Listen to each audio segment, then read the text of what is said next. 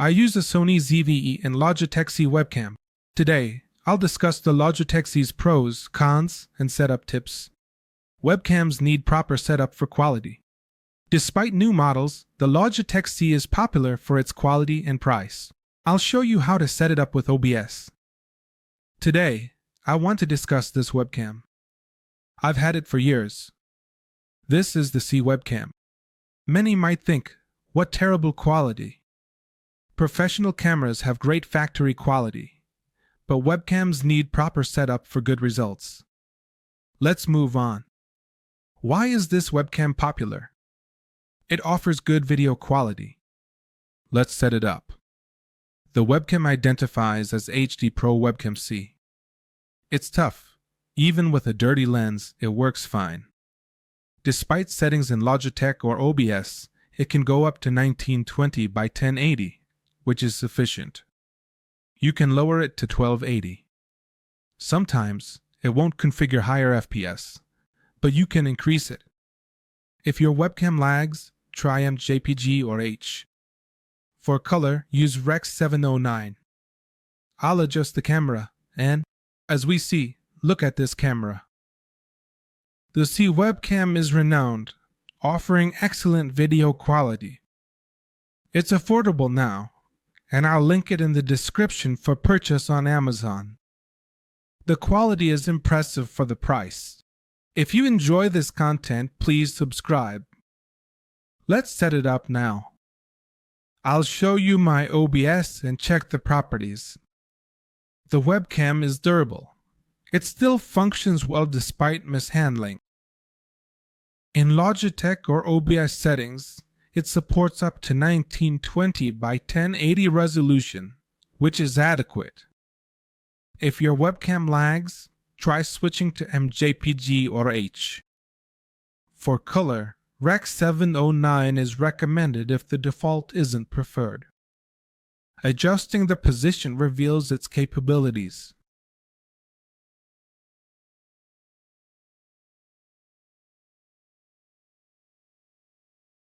Because literally, the lens can be dirty, and you'll still look good. The cable can be all twisted and even broken, and it will still work fine. This camera has fallen, I've covered it in dust, I've mistreated the cable, basically everything, and it's still going strong. Now, why does this tab come up? Because here we're going to see the following. Despite the settings in Logitech, or, well, in OBS in this case, it gives me the option to set this up. I think this camera can go up to 1920 by 1080, and that's completely sufficient. You won't have any issue selecting this, even at 30 FPS, which is what it has with this resolution of 1920 by 1080. You can even lower it to 1280. Here, it might lag a bit in the background, but I'm here. And even at some points, I don't know why it won't let me configure the higher FPS, but it will give you the option to increase the FPS. Now, let's say this is the first thing. One thing I always recommend is that if your webcam isn't working well and it's lagging a lot, try switching to one of these two options, JPG and H. And directly in color, I recommend Rec. 709 in case you don't like the default one. The rest really depends on what you all prefer. But what I want us to see is that when we open this up, double-click, and go back to this configuration, we'll see this option that says Configure Video. When we click here, that's when we find the magic of this camera. For example, I'm going to try to move this around to position the camera correctly. And as we can see, look at this camera. That's amazing. I can lower the brightness a bit here because it's too bright. Then I can play around with the contrast, maybe a bit higher. Then the same with saturation. I can adjust it here. Maybe I look too pale, so I'll bump it up a bit. Then here with the sharpness. I honestly don't remember very well what it does, so let's just leave it more or less there. White balance is personal, but I prefer super white. Options may auto-activate, like on the screen, which I'll disable to adjust. I can make it yellow or tile white. Then change what we can. Some things can't be changed. Gain helps but can add grain, making it pixelated. Then we're going to change the rest, whatever we can, because there are some things we won't be able to change. This is the gain, and this sometimes helps us a lot, but it can really increase the grain, so it ends up looking very pixelated, so to speak. Then the zoom, you can just say to zoom in or out. Then the focus, this also depends on what you are doing.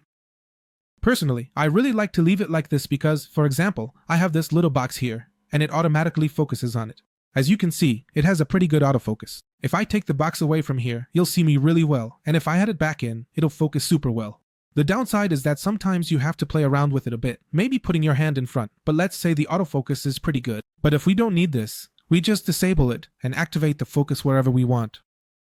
Focus is fixed, not auto. Auto exposure changes with any shift. So the whole time it will be focusing because it is not focusing automatically, but I fixed it on a point. Exposure is key. Auto exposure changes with screen additions, affecting colors. I disable it, keeping it at -5 to avoid issues. With it off, exposure stays stable. Reactivating shows mixed results. I use this webcam for calls when my camera overheats. Low light compensation is subtle with my lighting. Let's see what happens when it's off. So anything I add to the screen will automatically change the entire scene and even change the colors. So I usually prefer to disable the exposure, but keep it at the default number it comes with, which in my case is -5. Because if I start changing it just by 1, look, here it is at -4, and look at everything that changed. -5 is how it should be, and -6 is already too dark. So I leave it at -5, but the good thing is that if I come back here and do this, it doesn't change at all.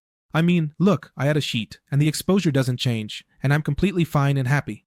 So if I reactivate it and do this again, you can see how it interprets things. And sometimes it does it for the better, and sometimes for the worse. Now, this pan feature here, let's see how to set it up. There are some things that honestly, I haven't even fiddled with much over all this time because I think in the 5, 6, 8 years I've had this webcam. Nowadays I use a camera, but this works great for when I need to, for example, make a call or a meeting where the camera overheats, or when I just don't want to use it because it's more of a hassle to turn on all the lights and everything. Meanwhile, there's this thing called low light compensation, which is like compensating for low light. You might not notice it much because I have a lot of lights on around me, but I want to show you something. Let's disable this and apply it. What happens with this? Understand webcams. I've set it up. No one comments, "You look terrible." They say, "Wow, great." Lighting is key. Even the best camera needs good lighting. I have 3 lights on. The back one doesn't help much. No, nobody's going to say that because it looks super cool, obviously not with the quality of the camera that I'm going to show you next, which is over here. Because, well, the camera is a whole other topic, but it helps me too. It can support me. For example, if I'm doing an unboxing here, then I lower the camera a bit, and I leave that camera over there so I can see myself. But what I mainly wanted to tell you is that lighting makes the camera. The camera, really, whether it's a webcam or a professional camera, can be the best. But if you don't have good lighting, if you don't have good lights, even with a light bulb or a lamp, you can turn it on, and that will help you a lot. For example, let me show you something. Right now, I have 3 lights on, including this one here, although the one in the back honestly doesn't do much for the webcam. I want to show you something, and if I turn on the camera, you can see there's a cool effect there. But if I disable it, the background looks really bad. The webcam doesn't do much, honestly. Look, I can activate it, and it doesn't really make a big difference here. The dimming isn't that noticeable.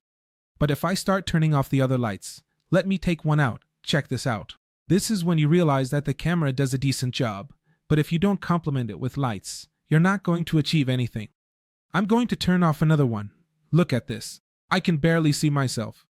Now, there's something about this camera that I can open up here. I can go to video settings, and I think I have it open. Yes, it's this option I disabled a moment ago, which compensates for light. So I can activate it, but honestly, there's not much to compensate for right now. I'm going to turn off the last light. Let me switch that off. Now I can't see anything at all. I can turn on one of the main lights I have, which is this one, and we can see if this helps. Not really. It's not making a huge difference. But there are times when activating this low light compensation helps a lot. I don't know why it's not making any changes right now, but I can tell you it does change a lot of things. Now, let's go back to where we were before to wrap this up. I'm going to hit OK. If I turn on this light and the other light, which might not affect much but looks nice, it completely changes everything.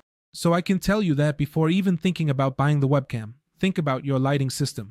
Generally, you need to light up the left, right, center, and back, like a 360 setup. You can have one light in the back if you want, but the front is important. For example, if I turn off this light on the right, it creates a lot of shadow over here. As you can see, it creates a shadow that some might like, but personally, I don't because it also creates a shadow in the back when I move my head, and it's really distracting. But if I turn on this light, you'll notice that the light dims quite a bit, and that shadow doesn't have as much impact anymore. So basically, that's the summary. What conclusion can I give you? Honestly, the webcam in 2023 is still worth it. It still has a quality that can compete with anything else, and especially its price competes with anything on the market. I used this camera, and you can check it out in my videos from many years ago when I was making videos as a kid, when I was super little, talking about who knows what. But it looked great. I mean, it looked really good, and I never needed a professional camera until I personally wanted to take my content to the next level. But if you need this camera for video calls, conferences, and all that stuff, trust me, the quality will be more than enough. Just make sure to use good lighting. If you don't have studio lights, use a regular bulb or a lamp, or the best light in the world, which is natural light. Try to position the webcam in front of a window, set all these options up, and don't just assume that plugging it in will automatically give you the best quality. Take the time to go into the settings, change everything, and hit accept. This is an OBS, but there's an app called Logitech Cam or something like that you can install. It has even more advanced settings than what you find in OBS. Set it up, and you'll get a much higher quality than what you're seeing here. Honestly, for a webcam of this price, that's been around for so many years, it's totally worth it. One thing to note is that this webcam has an audio option that I definitely do not recommend. I won't even play the audio here because seriously, don't do it. If you use this webcam, don't use the audio, don't use the webcam's microphone because you'll just end up deafening people, and it'll be horrible. That said, I'll see you next time. Thanks for watching this video, bye bye.